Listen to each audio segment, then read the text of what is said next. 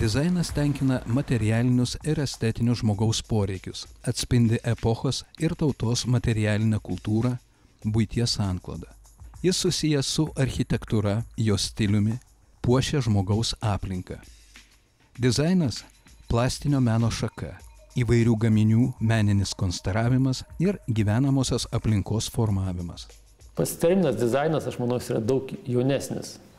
Bet jeigu mes žiūrėtume kaip patį estetinį požiūrį ir patį estetikos supratimą, tai jau net nuo Egipto ir dar senesnių laikų. Tas yra ir per architektūrą, per aprangą, per papuošalus, per interjerą. Tai buvo kūriama ir daroma, tik tai, sakykim, tas atskirimas kaip specialybė, kaip dizaineris įvyko jau 20 amžiuje. Dar žmonijos civilizacijos pradžioje ir daugelį amžių buvo gaminami įvairūs daiktai, plėtojami amatai, puikiausiai atspindintis epochą, jos kultūrą, papročius, istoriją. Amatininkai ne tik pagamindavo gaminį, bet ir puošdavo. Net ir jeigu etnosą pažiūrėsim, tai, jeigu pamenat, tai biednesni paprastai pasidarydavo funkcionaliai, o kurie turėdavo laiko ir galimybių papuošdavo truputėlį. Reiškia, mes ir architektūrai matome, ir žirgeliai atsirasdavo, stogo, reiškia, užbaigime, aplink langinės ornamentas. Bet to tas turėjo net ir prasme semantinę tokią ženklinę.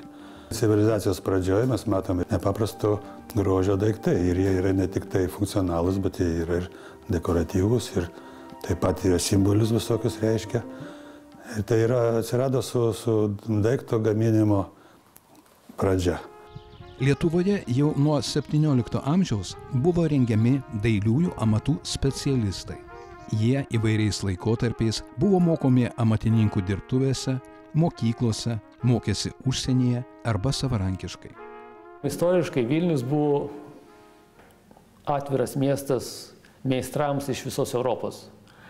Ir tais laikais atvažiavo labai daug vokiečių, žydų tautybės, italų tautybės meistrų į Vilnių ir jie kūrė valdovų rūmų aplinkoje arba miestiečio aplinkoje.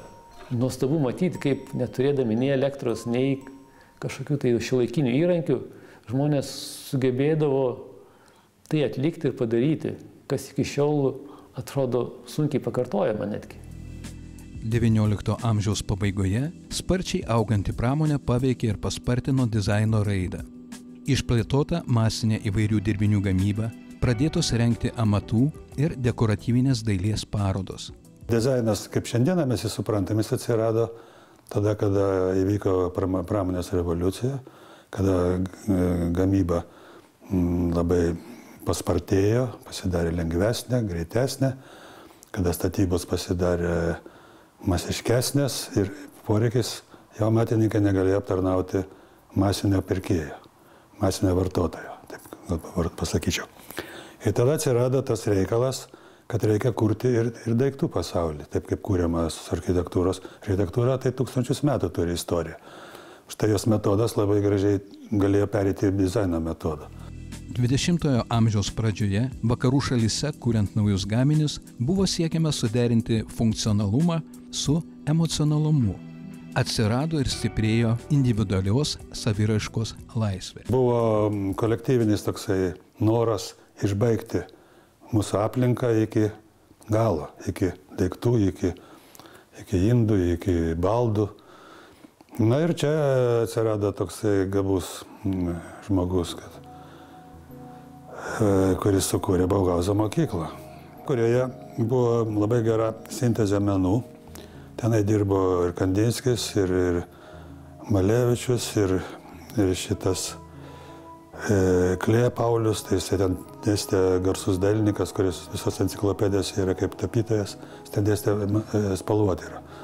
Spalvotyrus tus uždavinukus ir jeigu jo abstrakcijas pažiūrėsim, tai tie uždaviniai studentų labai gražiai ten koreliuoja su to, ką jisai darė paskui savo kompozicijose. Na ir jie sukūrė tą mokyklą Veimare, bet vokiečių valdžia, kai keitėsi, jos išvaikė Jie tada išsibarstė po visą pasaulį.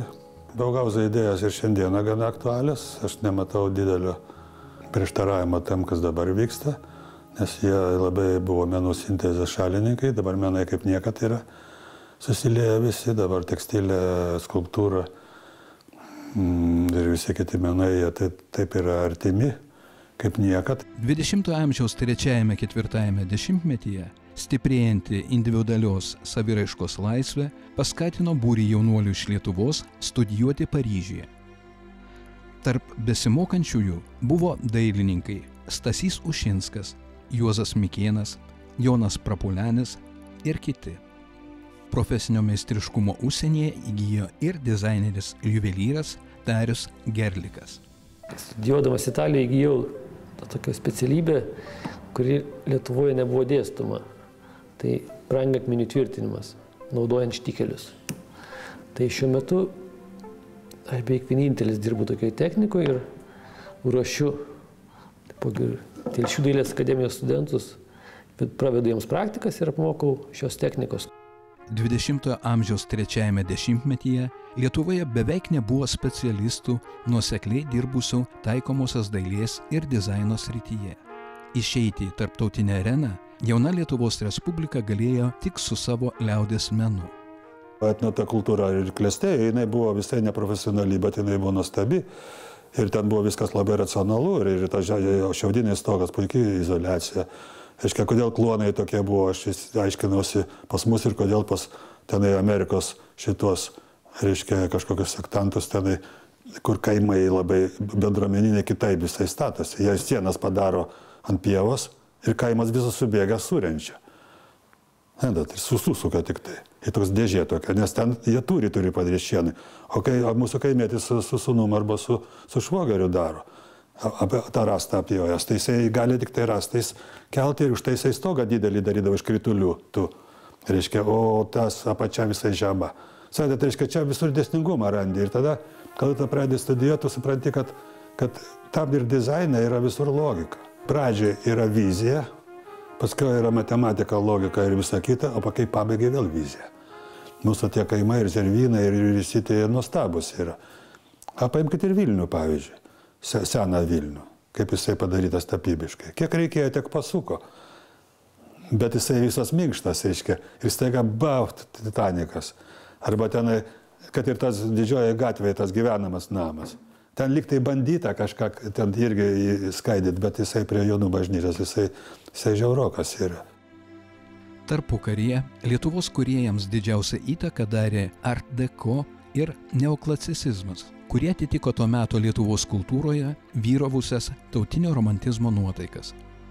Baigęs mokslus Paryžiuje, Jonas Prapulenis sugrįžo į Lietuvą ir kryptingai pradėjo kurti lietuviškų baldų stilių.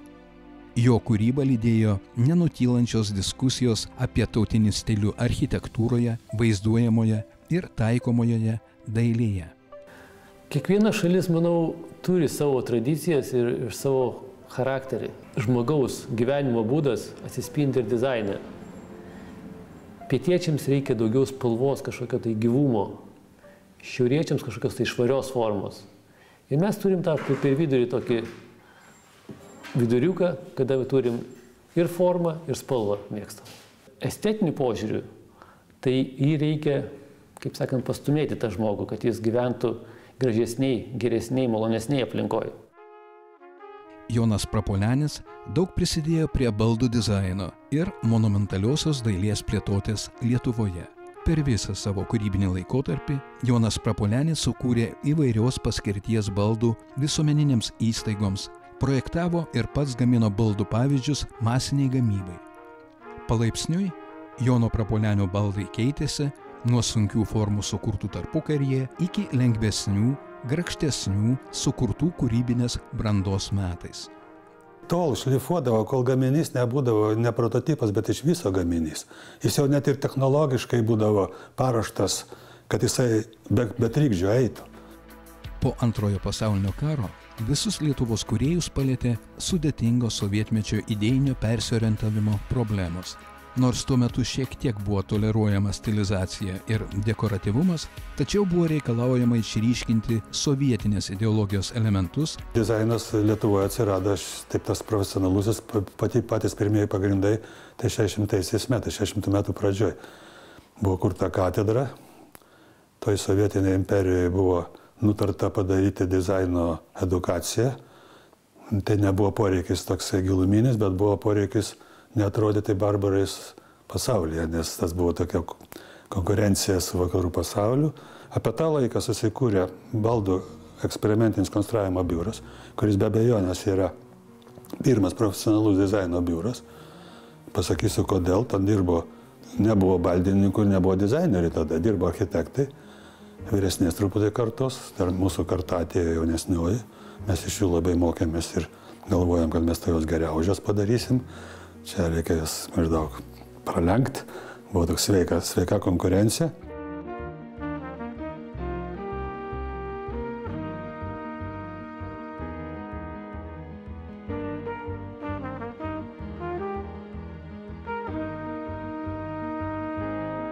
XX amžiaus antroje pusėje Lietuvai buvo primtiniausia Suomijos architektūra, orientuota į šalies gamtinę aplinką ir santūrę taikomosios dailės dirbinių išraišką. Kaip aš eidavau tą gatvę, aš galėdavau nustatyti per langus, kokio rango ten žmonės gyvena. Jeigu liustros jugoslaviškos visos tokios, tai ten jau reiškia CK darbuotojai. Jeigu liustrelė ta paprasta, kur mes galim nusipirkti, tai čia kažkoks inteligentas gyvena. Tai reiškia, ten buvo viskas ant tiek standartiško.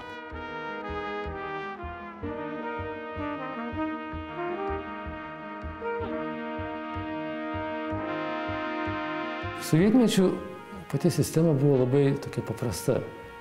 Žmonės, dizaineriai baigdavo Vilniaus dailės institutą, jie gaudavo paskyrimą į kokį tai fabriką ir ten eidavo dirbti dizaineriai tam fabrike. Ir jie, kiek aš žinau, buvo privaloma 2 metus atidirbti. Ir dauguma jų ten pasilikdavo. Kas darydavo baldus, kas darydavo, sakykime, spaudoje dirbdavo, darydavo kažkokias saldainių dėžutės ar dar kažką. Tai buvo dizaineriai, kurie įtakodavo, sakykime, ir gamybinį procesą, ir tą tokią estetinę.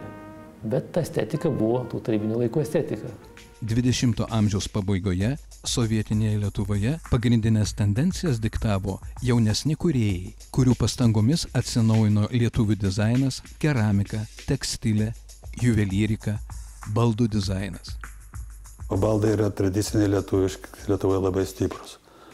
O stiprus todėl, kad vėlgi ta imperija zonavo, kada planavo ūkį. Ir buvo Baltijos kraštam Lietuvai numatyta, kad baldų pramonė bus labai stipri, ten Latvijoje kažkas kita.